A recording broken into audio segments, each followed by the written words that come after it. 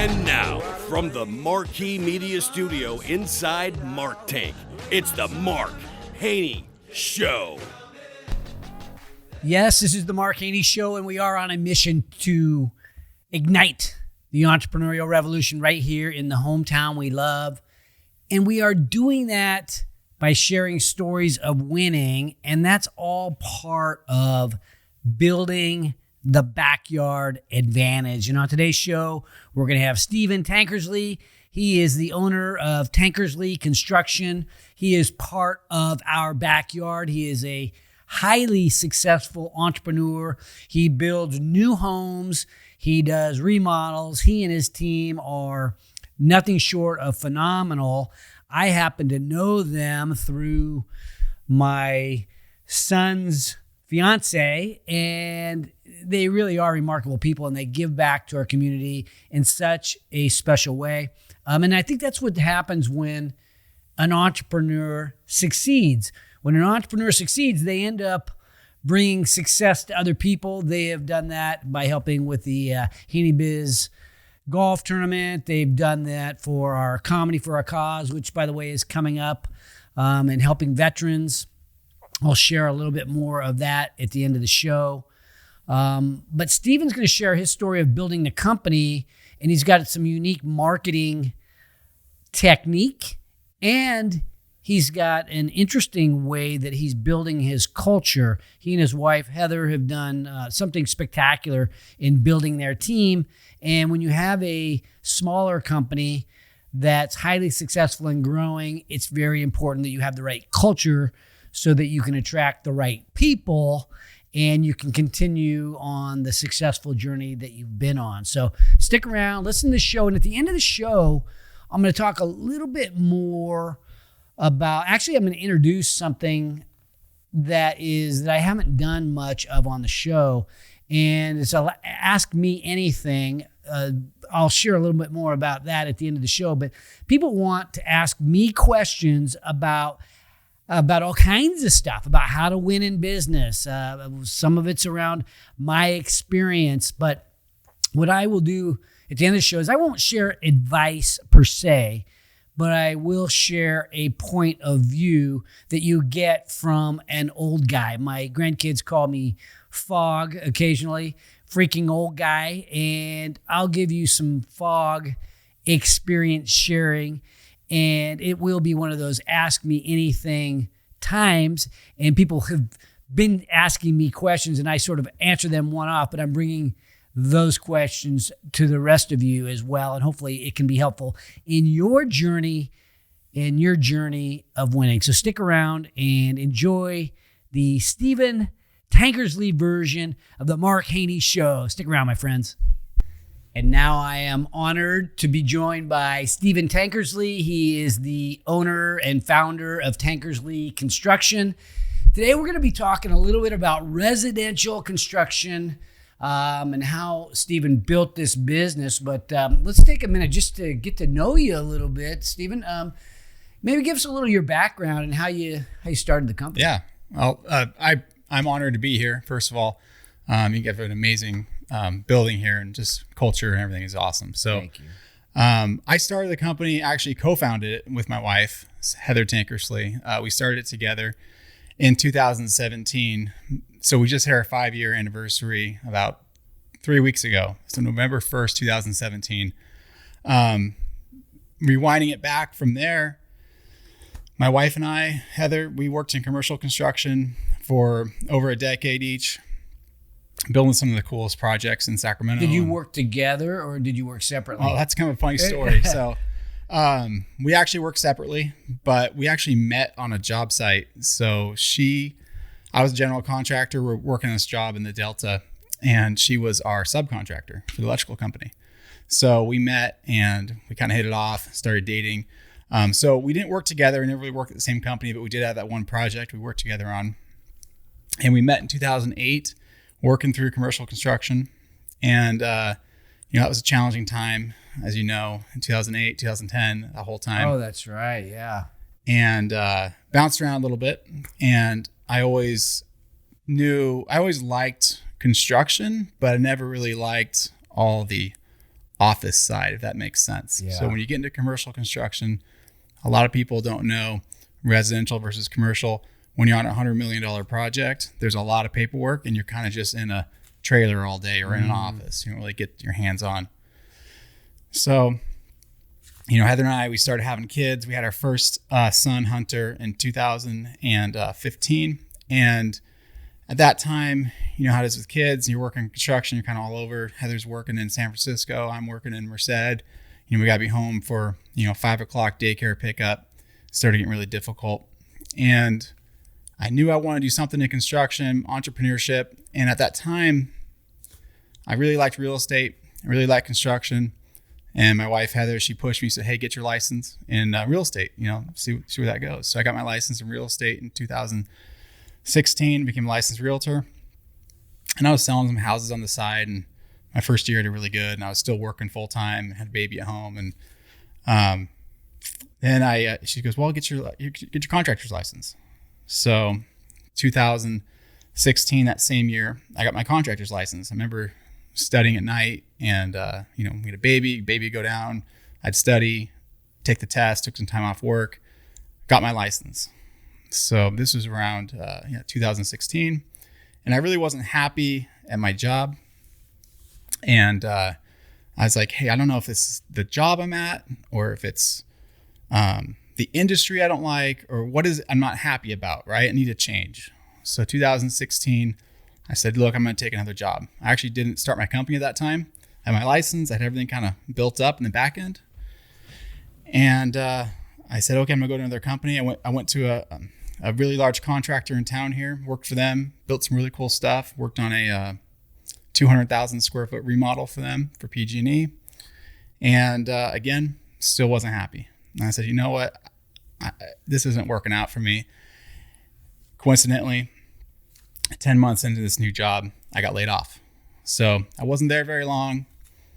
And at that time, I just found out Heather was pregnant with our second child, Bryce. And I remember driving home, I was working in Auburn, driving down the road, and I said, hey, I just lost my job.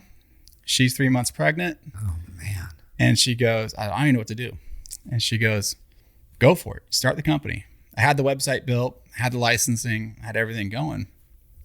And I said, oh, you're right. I should go for it. So I remember sitting down at my desk that day, got home to the office, and I sat down at my desk and I got my laptop out and opened it up. I said, well, how do you start a company, right? Where do you go from here? So that's how it started. It's been a wild ride. And we got plenty of stories to share on that. What's the company look like today? So I know of your company because you've, you and I have met out at the golf course. You're supporting some of the things what we're doing. Brittany, my son's fiance, works at your company. Total rock star. And I see your stuff on social media, and it's incredible the stuff that you're building. And so the company went from being a startup with your wife, pregnant, you're unemployed, to really you built something really special there. Maybe just give us an overview of what the company looks like today. Well, today we have 9 employees total in the company. We self-perform our own carpentry work, so cabinetry, millwork, some framing. So we have some carpenters, and we're located in Rancho Cordova, California. Really focus on the Sacramento region, and we really selective with our clients and just trying to build the ultimate, experience for our clients. We do about 15 projects a year. We're not absolutely huge, but they're good sized projects. And we really focus on complexity. So it's something that maybe your average contractor can't perform or doesn't have the capacity to perform. Someone listening to this might not realize there is a big difference between residential and commercial construction. You're building out your office here. The level of communication, scheduling, details, and just overall professionalism in commercial construction is a lot different than residential. So we like to say we are a commercial contractor building residential projects. For all intents and purposes, we take the same principles you would get in a $100 million hospital project into your addition or your custom home. So let's talk about the state of the industry right now. I think a lot of people that listen to this show are affected by interest rates. They're affected by inflation. They're beginning to become maybe a little bit concerned about, what's going to happen with the stock market and what's going on with the value of their house. Their value of their house is starting to decline here in the Sacramento region. So is that affecting your business? What do you see in terms of sentiment? Yeah, I mean, it's definitely affecting, our business or any other business, right? We tend to work with clients who have had these visions for their home for a long time. We don't work with flippers. We don't really work with people who want a full kitchen remodel. That's just not our general clientele. We have referrals for that kind of work. But our typical client is someone, hey, I've lived in my house for 20, 30 years. I'm not moving anywhere. I need more space. I need a master suite because I'm, aging in place, or I want to build a custom home. I've had this plan for 5 years. Those types of clients, certainly interest rates and overall market does affect them, but not as much as other clientele. Right. If that makes sense. They're not living on 5% down, 10% down, and I can barely make my payment. They've got equity in their home, and they're in it for the long haul. So it's a different kind. It's probably a more affluent buyer. Yeah, typically our buyers are more affluent. A lot of our clients, our business owners, our executives, they're a little more insulated from the ebbs and flows of the market. So what we've seen is, I'll be honest, like 6 months ago, 8 months ago, we were getting dozens and dozens of calls a week for everything from little bathroom models, drywall repair, all this stuff. And it's funny because we have a new office manager, and I told Jen when we first came on, she's getting all these calls, and we were referring 99% of these calls out. And we're saying, this isn't a good fit. This isn't a good fit. And she's like, do you guys bid on anything? Like, no, we do. It just has to be a good fit for us mutually. So what we've seen is a lot of those smaller stuff that's gotten a lot quieter. And I think people are certainly on the sidelines, and that's okay. But our projects we have in the pipeline, we have a really busy 2023 next year. We're almost completely booked out for next year. And those projects are people who, hey, I need an ADU, which is an accessory dwelling unit, granny flat, for my mother-in-law. I need an addition because I have another baby coming. I want a custom home because, I just moved here from the Bay Area. Those clients, they're not going to be affected by whether interest rates are 4.5% or 8.5%. Yeah. Yeah. It's interesting. We have I think we have a concrete company, and it's called Plaster Concrete. We haven't really been affected by this either. We do probably 50% commercial, 50%, maybe a little more than 50% commercial, and maybe 30-40% residential. And they're still busy. They're still having trouble keeping up with the amount of work that's out there. So so if the economy is not affecting you in a dramatic way, from a negative standpoint, what challenges do you run into now? Because my guys are still concerned about getting great teammates, right? To have we have a great team, but maintaining that culture in a competitive labor market is pretty difficult. Yeah, one of the biggest challenge we have, I would say overall, in the economy, I don't want to override that. The economy certainly is something we are always keeping in the back of our minds. I've lived through 2008, and we're always looking ahead. Is this going to happen again? Certainly a different market now. What our biggest challenge though is just consumer education and pricing. Construction is, especially residential construction, is one of those things. You can Google a cost of anything, and you can find out what it costs to buy a Mercedes. You can find out what it costs to buy an iPhone. Construction is one of the few things that's almost secretive.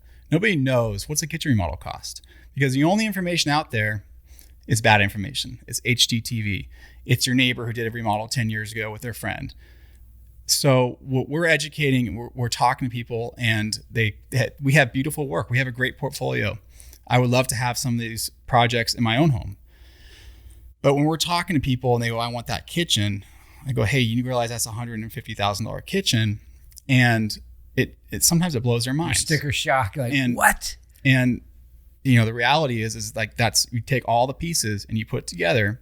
That's what it costs. You kind of like when you're ballparking somebody, you say, look, for a super high end custom kitchen, it's X per square feet. Because I can see on a full home, it's $300-400 a foot, but on a kitchen, how do you sort of ballpark it? Well, even a whole home, you look at square foot costs, and it's like pricing a car per pound. You don't go to the Porsche dealer and say, well, what's the price per pound on a 911 versus a Taycan?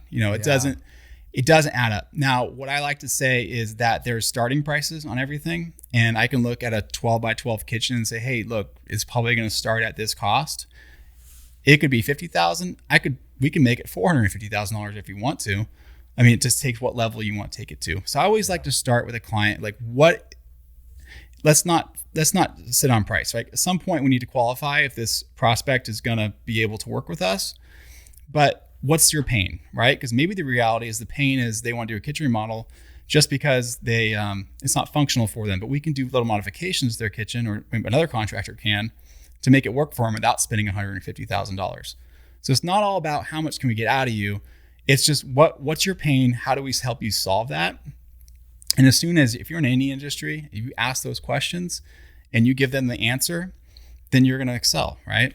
Yeah, I'm building a family compound right now, and my kids live out there, the grandkids live out there. We're building our house, and we're building a clubhouse, and we're running into some amount of supply disruption. We order the windows, and it takes 6 months to get the windows, and they come in at 7 months or what have you. It's like you don't expect, you're unhappy because it's going to take 6 months to get the windows, and then it takes an extra month, which I know people are getting hit harder and worse than that, but everything seems delayed from my standpoint. Is that something that's affecting your business? Yeah, it's gotten a lot better. Okay. I think a lot of the supply chains have kind of worked their kinks out. But there's always something like a hurricane that floods the insulation plant. Those things are always coming up. Getting back to that, any industry will have delays on parts, materials, whether you're building, a space shuttle, a car, a house, and it's all about communication with your client. And so if you can communicate with them effectively, and also with your suppliers. So with us, we have a really detailed, called a pre-construction process for every single job. So, we're building a big new custom home right now. Well, we order those windows back in February, and we're just finishing framing now, and it's November. So if you can get ahead of that, what's our long lead items? Start planning out, find out what your drop dead date is and back it in, and then also communicate with your client and say, we need to order these windows now. I know you haven't even, finished, even thinking about your paint colors and everything, but we got to order those windows today. And if you can stay ahead of all that stuff and then communicate with your client and then stay on top of your vendor. So we're calling the vendor back in July. Hey, are we still on track for November? We're calling August, September, October, and then we're calling the week before. Right now, those windows on that job are sitting in a warehouse, and we're wrapping up framing, and we're going to have them delivered next week. But it was, I think, constant communication with them. And it's what about pricing? So, commodities they sort of skyrocketed for a while. We bought our lumber, like when my daughter built her house, her lumber was a lot more money than what we had to pay for our lumber. What do you see in terms of commodity prices, like lumber, like concrete? Yeah. And again, it just comes down to communication. I'll tell a quick story. Back in 2020, back when I would call it normal times, 2020 and earlier, we used to be able to kind of, understand where pricing was going to be, and it's going to be pretty stable. So I remember some jobs we had in 2019, and they crossed over to 2020. Well, we're in initial pre-construction phase, and we're doing budgeting with clients. And I remember telling them originally, yeah, I think your job's $500,000. And by the time we get our budgeting and our pricing done, it's $650,000, $700,000. And I had clients who were just mad at me, and they said, how is that possible? It's gone up 40%. And I'm just like, look, this is what happened, and it's accelerated so quickly. That's all leveled off, thankfully. The pricing is it's leveled off, it's come down, lumber's come down a little bit. but it's like gas prices. Nothing really ever goes back. You're never going to see $2 a gallon again. Now they know you'll pay $5 a gallon. So prices have come down a little bit, but they're now stable. Okay. What we do with our clients is we're always, again, communication, and we're setting budgets and we're being very transparent. I will attach, for example, the lumber order to our proposal to the client and say, look, we have a lumber order of $168,000 and we have escalation clauses and we have de-escalation too. So if it's 168 and it goes down to 158, we've given credits to the client. If it goes 168 to 180, we have an ad, right? And it's all transparent. You can see it. Here's our order on day one. Here's our order now. Unfortunately, that's the reality where we live, and you have to be able to insulate your company from those escalations, but also educating and communicating with your client to understand that these are some of our variables.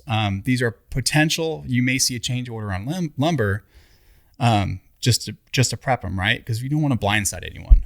And people that out there that maybe haven't built a custom home before, maybe they've gone and bought a KB home or something like that. You go buy your house and it's like, hey, it's going to cost $600,000, and it comes out at $600,000. You get sort of the price you said, even though maybe it's taken 6 to 12 months to get it built. You go do a custom home, you can have some budgetary numbers, but you're paying for the cost that it takes to build the house at that point, even if it fluctuates a little bit. And then there's the markup, right? You charge some sort of premium percentage wise over what the cost of materials and so on are. Yeah. Oh, and there's two different kinds of, I don't want to get too much in the details, but there's two different kinds of pricing models, especially for custom homes. You have a cost plus fee. Yeah. That's when everything's open book. The client sees every single receipt, invoice, et cetera, and there's a fee applied to that. There's lump sum, and that's just kind of like KB model, where this is our price. If we go under that, we make more money. If we go over that, we lose on it. We take the risk. At Tankersley Construction, we're generally a lump sum builder. We'll give the client a price. Gotcha. Now there's always kind of caveats to that, a little bit of a hybrid, because we'll put allowances in for things like lumber or windows. And if there's variations on those allowances, then there's a conversation we can provide the client back up and say, look, we have this extra cost. Here it is. So, but a lot of times you get into custom homes, you see that cost plus fee model where it's just, well, we think it's going to cost this and it ends up costing this. Yeah. That's what I've seen. Again, I'm not I'm not in that much, but, so remodel versus new construction. This is interesting because I've heard of people trying to live in their house during the remodel. What would you say if I wanted to do that? You're remodeling my house. Hey, I'd like to stay there. Don't worry, I won't be in the way. Well, you will be in the way, but okay. There's some contractors who say there's absolutely no way we're going to remodel this house, you living in it. Generally, that's where we fall. A lot of our projects, that's just not the reality for people. Not everyone has an Airbnb, second home available. And sometimes, they do need to live in it. Heather and I, we both did hospital work, right? You don't shut a hospital down for a remodel. You have to remodel the area while the clients and the patients are living in the hospital. So we take a similar approach, negative air, dust control, and just really keeping the site pristine. But clients have to understand too that there's a cost associated with that, right? Cost and time. So it's going to be not as efficient if they live in the house. It's going to cost them more. And generally, it's a better idea just to move out for your sanity, your marriage, your children. I've heard that it's really hard on the marriage to try to go through a remodel with your spouse. We did a project in 2020. The clients were supposed to move out, whole house remodel, tear it down to studs, all new HVAC, electrical, plumbing, everything was new. The client was supposed to go on a cruise for a year. Well, 2020 hit and the cruises were shut down. And we already had permits pulled. They were set on this job. And they said, look, we're going to live in it. We needed to regroup, do a multi-phase project. So we had to put a temporary wall up halfway through the house, gut half of it while they lived in one half, and then finish that half and then flip over to the other half. We replaced all their HVAC system, all their electrical system, all their plumbing, fully gutted the house, all new texture, paint, kitchen, bathrooms, everything. This is a several $100,000 project. They lived in it the entire time. They were elderly, and they were pretty happy with us at the end of it. So, we got through it. It was, it would have gone a lot faster. It would save us some money if they were out of it, obviously. And I probably would not do that again. But 2020 was kind of a unique circumstance. Yeah. I got to cut everybody a little slack in 2020. Well, okay, so let's talk. I'm going to switch gears a little bit from the operations of a construction project to your marketing. We were out there at our golf tournament, and you guys had a nice booth, and obviously great team, outgoing, and I follow you on Instagram, so it makes me think, what's your approach to marketing? How do you decide, you're already filled up for next year. Yeah. It's not like you really need to do marketing badly now. How do you decide how you're going to do your marketing? Well, if you follow us on Instagram, if you're listening to this podcast, I hope you go follow us. It's Tankersley Construction, Instagram, Facebook, YouTube. All these different platforms are where we're at. I run those pages. That's my role in the company. So if you see videos, generally that's me. Sometimes it's Heather. By the way, they're really good. I look at this stuff and I'm inspired. I start thinking about, my house that I'm building, and because you've got some really cool projects you're building. So the approach I take to marketing, I have no degree, so don't take my advice to gospel, but it's. People hire companies, whether you're in construction, whether you have, donut shop, whatever it is. A lot of times people will hire these companies or go to their businesses because of the people behind it.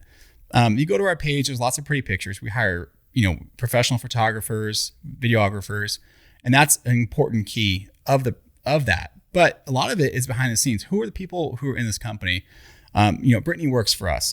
She is a rock star, right? We want to put her and show the world what she can do, right? Heather can do this stuff. I can do this stuff. And this is what we do because people really like construction in general, and they like to watch HGTV to see what's behind the scenes. And so a lot of it, we'll just put ourselves out there every single day. I'm posting on the stories or whatever else it is and telling our story. So if you own a business, it's really important to tell your story, because otherwise there's no differentiator between you and your competitor, because your competitor can post pretty pictures too. So I like to be behind the scenes on the camera. I'm really active on social media in our business. I'm kind of active on it and personal, but every single day I'm on there, and it's all about just finding your clientele and like getting a foothold and just interacting with people.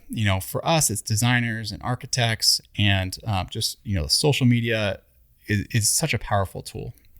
Yeah.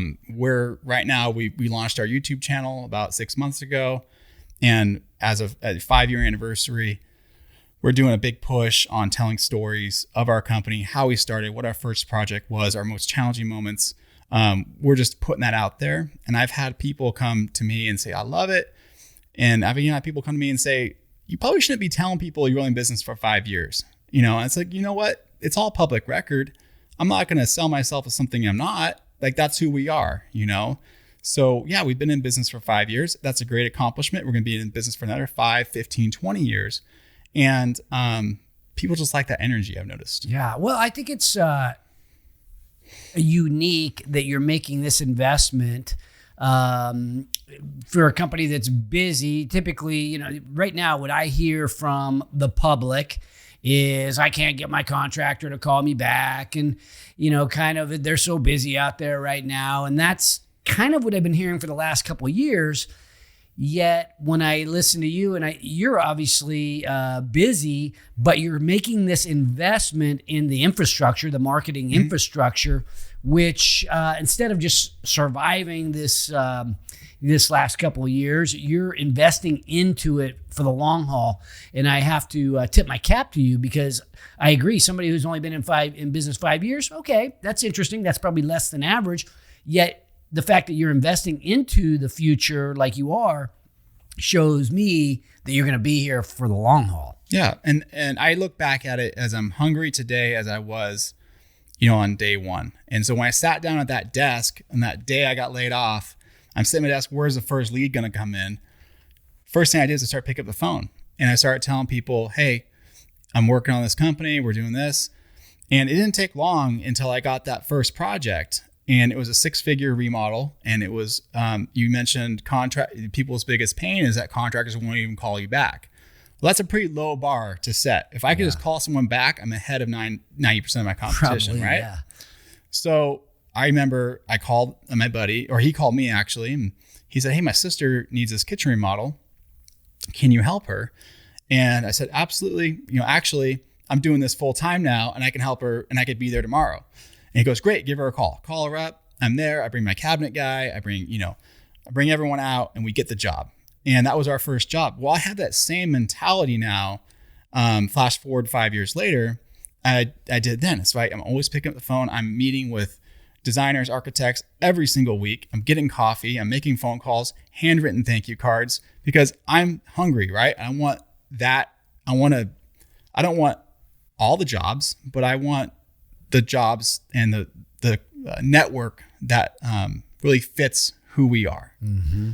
So it's I have to imagine referral is huge, right? You're sending that thank you card at the end, and people are like, wow, I love my house. And then the thank you card comes, and it makes you want to tell a friend. Yeah. I mean, it's just those little touches you can put into your business. I learned those little touches when I was doing real estate back in 2016.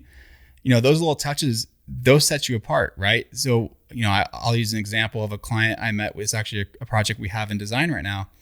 And I met with her for a kitchen remodel, and, it was an okay meeting, and I wasn't really sure if she was going to sign with us or not. And I got back to the office, and I sent him a thank you card. Hey, thanks for your time. I really appreciate meeting with you. If you ever need anything, let me know. Mailed out, and I get a call from her husband a few days later, and he's just like, got your letter. That shows, or your card, that shows the level of customer service you have in your company. And they sign with us. And so we're, working through that project right now. Those little touches that set you apart. It's not like how many Instagram followers you have or what your video content is or how pretty your projects are. If you can connect with your customers on that personal level in any business, you're going to excel. Well, your business is kind of like a mom and pop business. You mentioned your wife several times as the co-founder. And in a mom and pop business, there's a dynamic that occurs, and it becomes kind of the culture of the company. How do you describe that dynamic, the husband and wife duo? Who drives the culture? Who's the boss? Well, my joke with my wife Heather is that I built this company, and I built this little shack, right? You picture this shack. It's kind of leaning and it's nailed up with staples. And I built this thing, and it was cool, and it was making some money for the first couple of years, and she was working her job. And then she came in, and she's incredible, by the way. She's process driven. She's in construction, and she knows construction. And she came in, and she started putting these processes in place. We're going to have this manual. We're going to do this. We're going to put this software into place. And slowly my shack turned into like this Taj Mahal, right? And so it's this beautiful mansion, right? And I'm like, where did this thing come from, right? Well, we built it together, and she has these processes. And to describe our relationship, we're most successful when we stay in each other's lanes. I'm very driven in the marketing and sales and estimating, so I'm in front of the customers first, and she's on the back end, and she's running the operations, and she's overseeing our project management and our field crews. And so a lot of times people think that, husband and wife, well, the wife stays at the office and she does the books and they does the design. Like, that's not who we are. My wife runs the construction operations, and I run the sales and marketing, and I get to do fun things like be on your podcast. Yeah, cool. And so that's where we're most successful. As far as the culture of the company goes, we are family owned. Heather and I have separate offices next to each other, but we sat down with our team last year, and we created our mission statement and, our vision statement together as a team. And I was a participant in that, and Heather was a participant in that. And so I like to say that our culture is really driven by, a lot of it's just, obviously has to be from top down, right? But it's just, these are our core values, and our team exemplifies those core values. And so, we're a husband and wife company, but we have our designated roles. Mm-hmm. Do you take work home with you? I mean, do you take like at dinner table convo? Is it going to be I think about work? I think if anyone says they never do, they're probably lying, or they're so established in their business that they don't. We try not to. We have 2 little kids. We try to turn work off, every single day. But, the reality is it comes home. And sometimes we catch ourselves, our kids will, like, Dad, stop talking about that, come play with me. Right. So we turn it off and we go do that. It's certainly something we can work on being better about. Yeah. We do set hours with our clients, and we're managing those client expectations. And we tell our clients that you can call us, anytime between, 8 and 5, if it's just daily stuff, give us a call, or our project managers a call. Unless your house is burning down, it's flooding, can it wait till tomorrow? Or you don't expect an email response, because as soon as you kind of give your clients, if you start responding to emails at 9 o'clock at night or phone calls, that's the expectation. They're going to expect that the whole project. Oh, well, you answered your phone at 7 o'clock. Why don't you answer it now? So we tell our team that, hey, you don't have to answer these calls at night. Like, we value family first. Yeah, that's cool. Okay, so we only have a minute or 2 left, but so maybe just closing thoughts. Our audience is small business, entrepreneurs, investors. Any words of wisdom for the people out there that are looking to you as something that inspires them, and that they would want to be something like what you're doing? Yeah, I mean, I listened to your podcast before I even started this business. So, there's probably people listening who might be thinking about starting a business. And the reality is there's never a right time. There's never the perfect time. And sometimes you just got to go out and do it, right? And build your war chest, be comfortable. Don't be crazy about it, but have faith that the things that the universe will provide to you will come to you.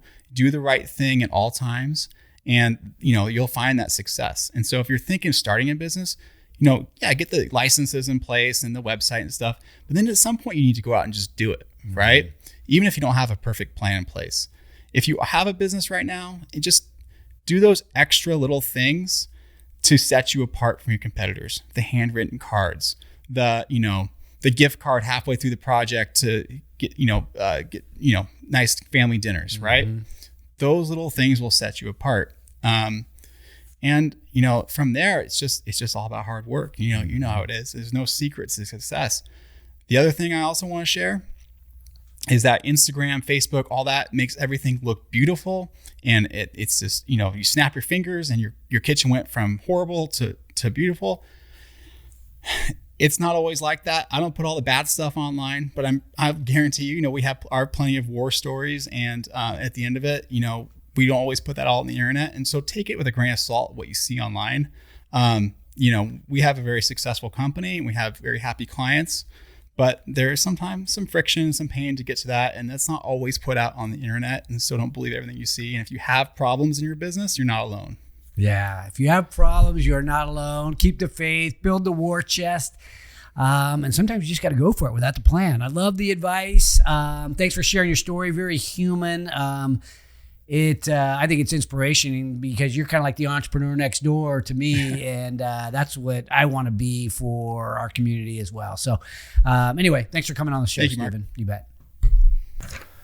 Welcome back to the Mark Haney Show. Really enjoyed the conversation with Stephen Tankersley. Again, when an entrepreneur succeeds, it can be infectious in many ways. Not only does he inspire the rest of us to build something important, to build something meaningful, but himself or herself, when they are successful, they end up wanting to give back to the community. They end up being generous. Stephen Tankersley and the Tankersley family have been really generous with what we do around here. And as I mentioned at the beginning of the show, we help veterans. I think I mentioned that. We help veterans. And one of the events that we do is a golf tournament. Tankersley's, we're highly involved in that. But we also do something called Comedy for a Cause. It is coming up January 28th. It's in Roseville, and it's going to be hilarious. It's a night of laughter with me, my investor buddies, my entrepreneurial buddies, and it's guys and gals, it's civic leaders of the region, getting together to have a few laughs, drink a couple of cold beverages, and we have a kick in the pants. I mean, it is really one of the most fun nights of the year. It's January 28th. You can go to haneybiz.com if you want to get a ticket or you want to buy a table. And beyond laughter, you're doing something good for veterans, which is always nice when you can have fun doing something good for society. That is doubly worth it. And I mean, that's what I do on the show. I feel like I'm doing something that's good for society because entrepreneurship is good for society. It is the American way. Entrepreneurs are what built America. And so if I can help share the stories of winning and of entrepreneurship and how you get your company from point A to point B in order to be successful, then I'm contributing as well. I mean, I think a lot of you know that I'm also an investor. I wear a couple of hats, my own companies, own a number of companies as well. One of those companies I'm co-founders with is called The Growth Factory. We're a startup accelerator and an accompanying venture fund with a backyard advantage. And that's really my big endeavor that I think is going to take over this next several years of my life from a business standpoint, is helping build this backyard advantage. And the backyard advantage is this group of leaders in Sacramento, entrepreneurs in Sacramento, investors in the Sacramento region and beyond, people that get it. Some of them we have corporate partners, we have municipal partners, but it's really this group of people that get it. They understand the power of entrepreneurship, but they also want to do something about it. They understand that when an entrepreneur succeeds, it's good for our region, and they want to help make that happen. So I get to build the backyard advantage, which really is this tribe of savages. I get to put myself in the middle of some of the most successful people in the entire region and build this community, this tribe, this extremely connected community that wants to help others. And I was just on a Zoom call not 10 minutes ago, and the guy, and this, I hear this quite a bit, is I'm working on this right now, but eventually I want to do what you're doing, Mark, which is helping other entrepreneurs and really doing something that's impactful beyond just building a business for me and my family and my employees. I want to build something that's got this legacy kind of effect. And I think the backyard advantage can be that for the Sacramento region. And ultimately, I think it could be that for any town in America by rallying the people in that region to do something positive. It could be around entrepreneurship. It could be around your church, but it could be around, really, it could be around an industry. It could be around the security industry. But we've chosen to do that in a civic-minded way around the Sacramento region and focused on entrepreneurship, because every entrepreneur matters. Every entrepreneur needs to have that best chance of succeeding, because it's really, really a difficult thing to do, is to be a successful entrepreneur. It's a full contact sport, and we want to be there as the advantage to help pick you up, dust you off a little bit, and get you back in the game when you get knocked down. And part of that is experience sharing. So as I mentioned, we have a fund, so we invest, we have mentors, and we do a big piece of education. We get people connected up in the region. We inspire people for entrepreneurship, but some of it is just around an education. And the best way to learn about entrepreneurship and around winning is to just get in the game and get yourself dirty, get knocked down. That's the best possible way to learn. You're not going to learn as well from the sidelines. You're not going to learn as well reading a book. You're not going to learn it from your college professor. You're going to learn stuff, but the best way to learn is to get in the game and experience experience it. That experience, sometimes it comes in the form of failure. Sometimes it comes in the form of success. But that's how you learn. But the second best way to learn is to talk to people that have been there and done that. And so on the show today, whenever I have a show where I've got a little bit extra time, I'm going to start a new segment. And today I have a couple extra minutes, and it's the Ask Fog statement section of the show, the Ask Fog segment of the show. And FOG stands for freaking old guy, in case you didn't know, but it really, it's who I've become over the years, is this old guy. I've got 8 grandkids now, so I've become the old dude around. And one of my grandchildren called me FOG the other day, and so that prompted me to want to start this segment, Ask FOG. Because people do ask me questions. They ask me questions about entrepreneurship. How do I do what you've done, Mark? And so I've made a quick list of some of those questions. I'll dive into one to start, and if there's time, maybe I'll get to a second question. And this one's one of the most common questions that I hear, and I actually think it's a basic question. But it's common, and I get asked it a lot. It's, how do I get plugged in to the ecosystem here in the Sacramento region? And I take that question as, how do I get plugged into the entrepreneurial ecosystem in the Sacramento region? And I guess the first question I would have about that question is, why do you want to get plugged in? Why do you want to get plugged into the ecosystem? Because there's a lot of reasons why people want to get plugged in. If you want to get plugged in just to sell something, I don't know if I have that quick answer. If you're just marketing your product, I don't know if I really have the quick answer on that one. But there are people that want to meet other like-minded people so that they can build relationships with people that are sort of running in those same lanes. And so what are those lanes that I run in? What are these lanes in the ecosystem? Well, I mentioned investor. So I'm plugged in with the venture capital community. I'm invested, I think, into every venture capital firm in the region. I'm an angel investor. I have the Growth Factory, which is an accelerator with a venture fund. So I'm highly plugged into the venture capital arena. So if you're a venture capitalist and you want to get plugged in, I can talk about that. Maybe I'll start with that. I would say hit me up. Hit me up. I'm probably someone you might want to know, since I'm pretty connected in town. I am a SAC Angel, in case you wanted to join the SAC Angels.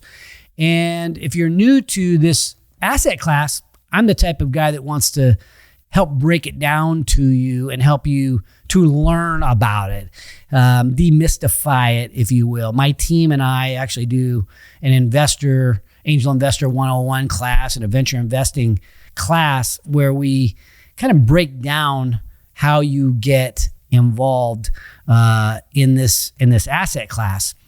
So if you have interest in that, just hit me up on social media. @the Mark Haney is my handle on Instagram, or you can send me an email, mark@haneybiz.com. But I would say hit me up directly on that. And that, if you have a question too, I'm somebody that you can just hit me up with any question as well. So in terms of reaching out to me, probably you investors out there, I would advise you to reach out to me. If you are not sure what you are, maybe you have some experience and you want to lend your time to this community. Because as I mentioned, the backyard advantage in our community, if you will, this ecosystem, it's comprised of mentors that can go hands-on and help one-on-one with startup founders and founding teams. You can also be asked to speak at an event, but it's all around helping the entrepreneur and the founder. So if you are one of those people that says, hey, I want to give back, well, we need you. And I would definitely say you can hit me up again, or my colleague Monique Brown, who's a co-founder of the Growth Factory. She's somebody else that I think would be a good point of contact for you if you want to get plugged in as somebody who wants to give back in terms of your time. It's a great community. It's a fun community. We have events. So, if you come to one of our events, you're going to end up meeting. We kind of have a no jerks policy, right? So it's all people that get it. They understand the power of entrepreneurship and they want to help out. They're civic minded. They want to give more than they take from the community. So if you're one of those people that wants to give a little bit of your time, and you want to give first, and the rewards kind of come in the relationships that you make over time, I would say hit me up or get connected up to Monique Brown. And if you are an entrepreneur, you are the hero of this whole journey. You are at the center of this whole endeavor. You are the hero of the American economy. You're the one taking the risk. You're the one making the sacrifice. You're the one that's changing the world. You're the one that is creating opportunity for the rest of us. And, if you're an entrepreneur and you're trying to build your company alone, I would say that you might want to rethink that. If you get involved in a community that has your back, that can be enormously helpful. It can open up doors for you that are really tough to get open alone.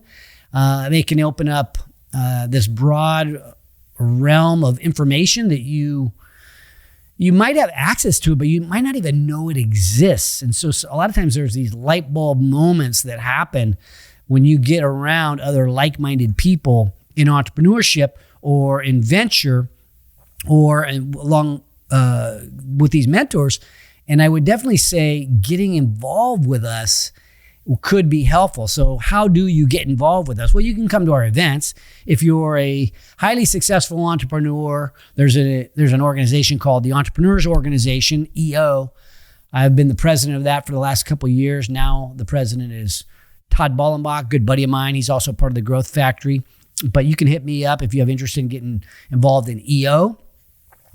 There's also a place where you can go, I'd say if you're an earlier stage entrepreneur, that ends up being kind of like a good place to start your journey.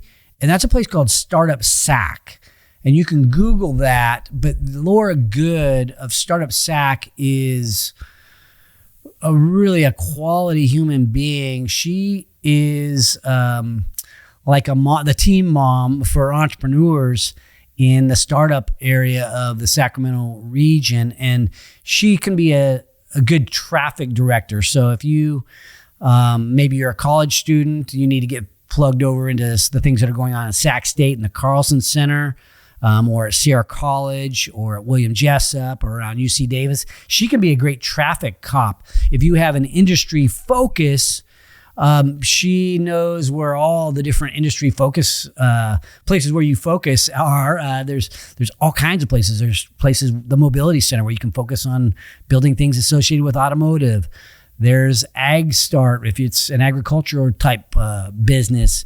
There's medical places. If it's clean energy, there's Clean Start. There's all kind of, and I'm leaving people out, so I apologize for that. But Laura can get you plugged in. I can get you plugged in, and Monique can get you plugged in as well. So if you have an interest in plugging in, Google it and don't be shy about reaching out. And I guess that's what I would say to you is, if you want to get plugged into the ecosystem, start by showing up, start by reaching out. It's a baby step to get involved. But if you have a good experience and you want to get more deeply involved, then show up in a big way. Show up in a way that gets yourself noticed.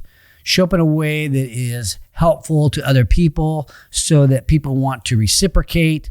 Show up with love. And that sounds a little corny, but the Backyard Advantage and this ecosystem that we are building is all around building trust, building stronger relationships that can last a lifetime. And ultimately, it's building these loving relationships. And these are the relationships that have got so much value. And, I've taken sort of a simple question and given you a long answer. How do I get plugged in the ecosystem? And it's at first, before you just say willy-nilly, I want to get plugged in, think about why you want to get plugged in, and then think about how you get plugged in, where you might want to get plugged in, and then take a nice direct approach and reach out. And if there's any doubt, always come to me, mark@haneybiz.com. I'm also mark@growthfactory.us. You can go to our website at growthfactory.us. And again, you can hit me up at one of these events. I'm out there. I'm in the region. And I forgot to mention Startup Grind. I was just speaking at a Startup Grind event. They're another place that does these really remarkable stories of winning in-person events. I was at one the other day where I was actually one of the people speaking. But Rich Foreman over there is a good guy to connect with as well. So it looks like I went over on my time, so I'm going to wrap up quickly. To all you out there fighting the good fight for entrepreneurship, all you fighting the good fight out there for our freedom, our security, and our way of life. You know, here at Haney Biz, here at the Growth Factory, here on the Mark Haney Show, never above you, never below you, always by your side. Thanks for watching today's show. My goal for every episode is that you find a takeaway, something tangible you can use in your business today. And if you have a comment about a favorite takeaway, feel free to put it in the box below. And if you have a topic that you'd like me to bring up on the show, don't forget to let me know. And also, don't forget to subscribe to our YouTube channel if you want to learn more about entrepreneurship. Because at Haney Biz, we are always by your side.